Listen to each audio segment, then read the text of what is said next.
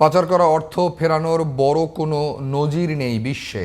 Global financial integrity GFI এর তথ্য মতে দীর্ঘ চেষ্টার পর সর্বোচ্চ 30% টাকা ফেরত আনতে পেরেছে বিভিন্ন দেশ। বাংলাদেশ ব্যাংকের গভর্নর বলছেন, টাকা ফেরাতে দেশে বিদেশে মামলা করবে সরকার। আর অর্থনীতি বিশ্লেষকরা বলছেন, পাচার করা অর্থ ফেরানোর প্রক্রিয়ায় যুক্ত করতে হবে বিদেশি অভিজ্ঞদের। নাইম কামালের রিপোর্ট। গত 1.5 দশকে টাকা পাচারের স্বর্গরাজ্য ছিল বাংলাদেশ।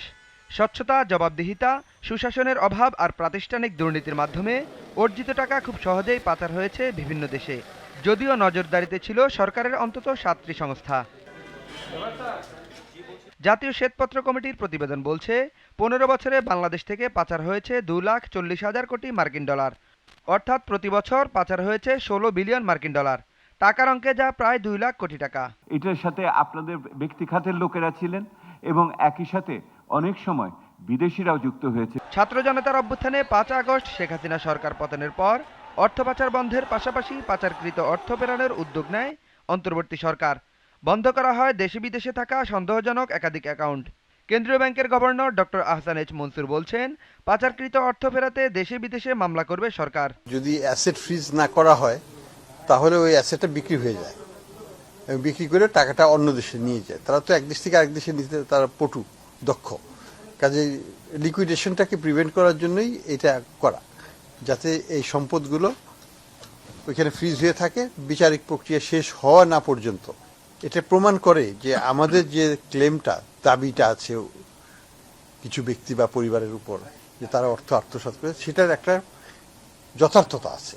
তবে অর্থনীতি বিশ্লেষকরা বলছেন, পাচারকৃত অর্থ ফেরত আনার খুব একটা নজির নেই বিশ্বে। পাচারকৃত অর্থ ফেরত আনা এত সহজ নয় এবং পাচারকৃত অর্থ ফেরত আনতে যে আলামতগুলো দরকার সেই আলামতগুলো পাওয়াও এত সহজ নয় এবং যে দেশে টাকা পাচার করা হয়েছে সেই দেশের সহযোগিতা লাগবে। কিন্তু পৃথিবীর বেশিরভাগ দেশ এই সহযোগিতা করবে না, কারণ তারা কর অবকাশ সুবিধা দিয়েই এই টাকাগুলো তারা আহরণ করেছে।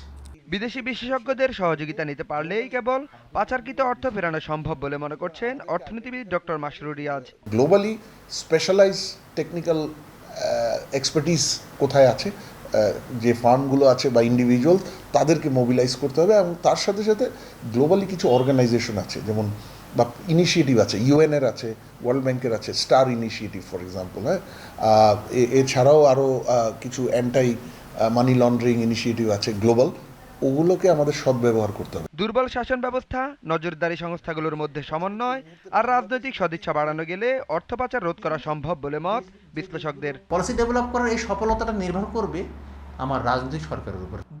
Naim Kamal, GTV news, Dhaka.